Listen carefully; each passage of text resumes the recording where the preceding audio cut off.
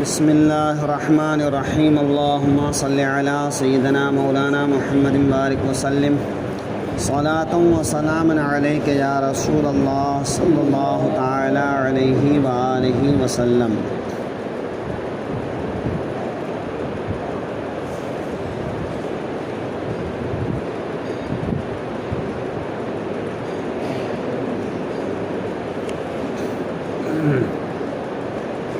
وَإِذْ يَرْفَعُ إِبْرَاهِيمُ الْقَوَاعِدَ مِنَ الْبَيْتِ وَإِسْمَاعِيلُ، اور جب اٹھاتا تھا ابراہیم اس گھر کی نیویں اور اسماعیل، ربنا تقبل منا، یہ کہتے ہوئے اے ہمارے رب ہم سے قبول فرما، انک انت السمیع العلیم، بے شک تو ہی ہے سنتا جانتا۔ اللہ تبارک و تعالی نے جب حضرت ابراہیم علیہ السلام کو خانہ کعبہ کو دوبارہ تعمیر کرنے کا حکم ارشاد فرمایا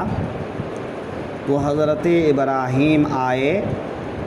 اور حضرت اسماعیل کو اپنے ساتھ میں لیے۔ حضرت ابراہیم اصل کعبہ کو بنانے والے تھے اور حضرت اسماعیل ان کے مددگار کے طور پر تھے کہ حضرت ابراہیم پتھر چنتے جاتے تھے اور حضرت اسماعیل پتھر گارا وغیرہ لا کر دیتے تھے۔ تو اللہ تعالیٰ نے حضرت ابراہیم اور حضرت اسماعیل سے یہ عظیم الشان کام لیا، اسی کو اللہ تعالیٰ اپنی اس آیت میں بیان فرما رہا ہے کہ جب ابراہیم اٹھاتے تھے، یہاں پر یہ اذکر فعل پوشیدہ ہے کہ اے محبوب یاد کرو اس واقعہ کو کہ اگرچہ واقعہ گزشتہ زمانے کا تھا لیکن اس کو حال کے زمانے سے تعبیر کیا گیا، جیسا کہ آدمی خواب دیکھتا ہے تو صبح اٹھ کر یہ کہتا ہے میں نے یہ خواب دیکھا، حالانکہ خواب وہ رات میں دیکھ چکا ہوتا ہے، یا کہتا ہے میں نے خواب میں ایسا کرتا ہوں۔ تو کبھی کبھی گزرے ہوئے زمانے کے کسی کام کو حال کے زمانے سے تعبیر کیا جاتا ہے۔ تو ویسے ہی یہاں پر حضرت ابراہیم کے زمانے میں جو خانہ کعبہ کی تعمیر ہوئی تھی اس واقعہ کو اپنے محبوب کو یاد دلاتا ہے اور ارشاد فرماتا ہے محبوب اس واقعہ کو یاد کیجئے، چونکہ بزرگوں سے منسوب واقعات کو یاد کرنا بھی ایک طرح سے اپنے لیے رہنمائی کا ذریعہ ہوتا ہے،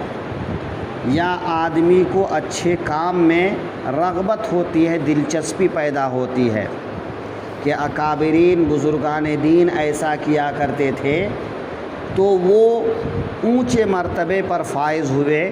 لہٰذا اگر ہم بھی ایسا کریں گے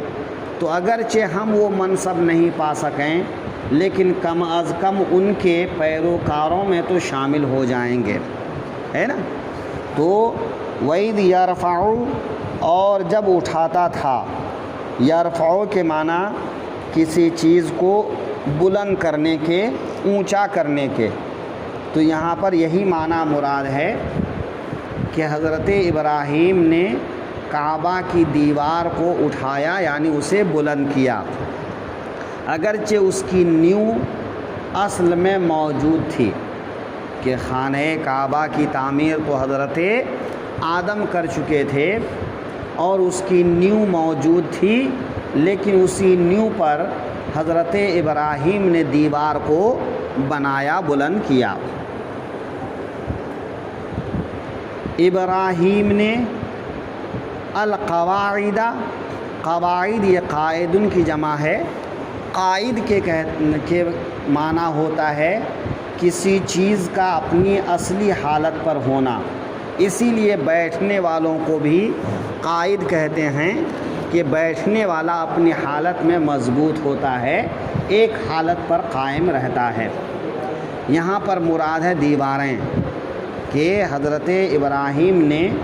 دیواروں کو بلند کیا۔ عمارت،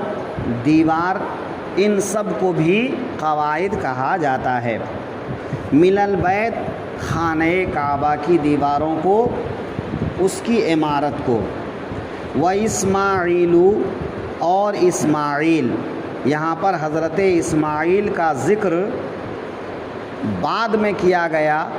وہ اسی طرف اشارہ کرنے کے لیے کہ اصل میں خانہ کعبہ کی تعمیر کی ذمہ داری حضرت ابراہیم کی تھی، البتہ حضرت اسماعیل معاون کے طور پر تھے، اور وہ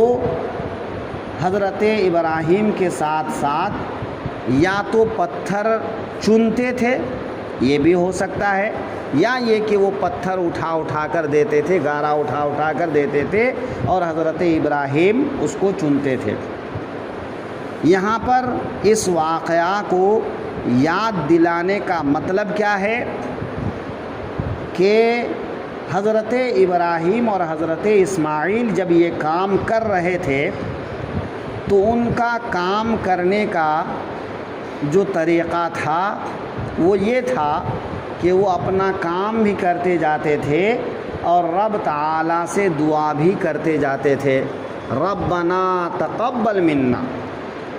کہ اے ہمارے رب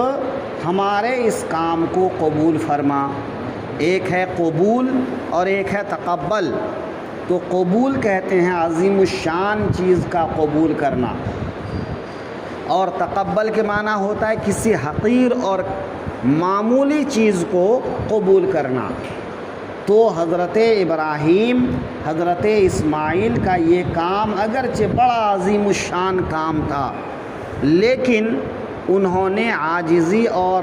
کسر نفسی کے طور پر کہا کہ اے پروردگار ہمارا یہ چھوٹا سا کام، حقیر سا کام اپنی بارگاہ میں قبول فرما، ہے نا، کہ اللہ کا گھر تعمیر کرنا یہ بڑا کام تھا، لیکن جب انسان اپنی طرف کسی چیز کو منسوب کرتا ہے تو وہ بڑی سے بڑی چیز کو بھی بڑی نہیں کہتا۔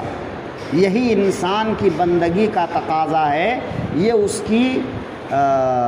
اللہ کی بارگاہ میں عاجزی اور نیاز مندی کا تقاضا ہے۔ تو اس لیے حضرت ابراہیم نے کیا کہا؟ تقبل، اے اللہ، اے ہمارے رب، اے ہمارے پروردگار، ہماری اس حقیر سے کام کو، کوشش کو قبول فرما، ہے نا، ربنا تقبل منا، اے ہمارے رب ہماری طرف سے اسے قبول فرما۔ تو اللہ تعالیٰ نے حضرت اسماعیل علیہ الصلاۃ والتسلیم اور حضرت ابراہیم کے اس کام کو اپنی بارگاہ میں قبول فرمایا، اور اتنا قبول فرمایا کہ اس گھر کو